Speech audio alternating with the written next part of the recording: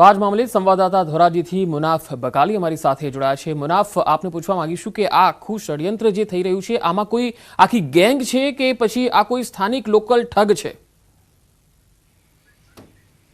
બિલકુલ ચોક્કસ પંકજ, જે અત્યારે મહિલા છે તે ધોરાજીની મહિલા છે, તે મહિલા જે ભોગ બની છે તે ભોગ બનતા જ હેલ્થ ઓફિસર પાસે અહીંયા તે મદદ માટે આવી હતી અને બીજી તરફ વાત કરીએ કે તે ઓનલાઈન ઉપર તે ઠગ ટોળકી છે, ઠગ ટોળકી તે 5,000 રૂપિયા જે સહાય હતી, સહાયમાં જે એડિડેસ લઈ અને ઓનલાઈન ઉપર જે ચીટિંગ કરવામાં આવી હતી, આ ફ્રોડને લઈને તે હેલ્થ ઓફિસર પાસે પોતે અત્યારે મદદ માટે આવી હતી। આપણી સાથે અત્યારે અહીંના પુનિતભાઈ વાછાણી જે હેલ્થ ઓફિસર છે તેની જોડે આપણે તમામ ઘટનાની અને તમામ વાત કરશું। આપણે શું ઘટના શું બની હતી તમામ?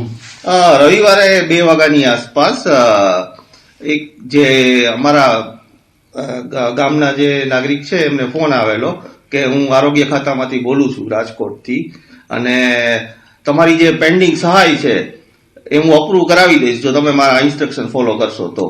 અને લાભાર્થીને સ્વાભાવિક છે, રવિવારે ફોન આવે એટલે આરોગ્ય ખાતાનો તો ના જ, એટલે શંકા ગઈ કે ના હું નથી કરવાની તમે જેમ કહો છો એમ, લાભાર્થી એવું કહ્યું।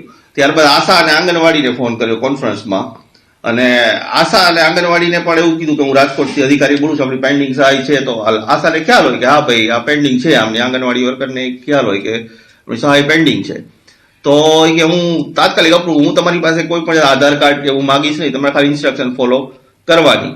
તો આશા એવી સલાહ આપી હશે કે તમે કોઈ પણ જાતની ડિટેલ શેર કરતા નહીં, પણ લાભાર્થીએ આજે મતલબ કે જે ફોન કોલ હતો એમાં એને ખાલી એક એપ્લિકેશન ડાઉનલોડ કરવાનું, એપ્લિકેશનમાં તો સ્વાભાવિક છે આશા આંગણવાડી કે મતલબ કે લાભાર્થીને પણ ખબર ના હોય, તો એમને એની ડેસ્ક એપ્લિકેશન ડાઉનલોડ કરાવી અને ત્યારબાદ મોબાઈલ આખો કંટ્રોલ કરી લીધો અને ટ્રાન્ઝેક્શન પણ પરફોર્મ કર્યું। એટલે લાભાર્થી બીજે દિવસે અમારી પાસે આવ્યા હતા, સાહેબ કે તમે આરોગ્ય ખાતામાંથી આવું થયું, આરોગ્ય ખાતાનો ફોન ના હોય, નંબર મને આપ્યો, એટલે આરોગ્ય ખાતાનો નંબર નહોતો એ તો અમને ખ્યાલ આવી જાય, એ તરત અમે સાયબર ક્રાઇમમાં એ લોકોને ફરિયાદ ઓનલાઈન નોંધણી અહીંથી જ અમારી કચેરીથી જ કરાવી દીધી છે।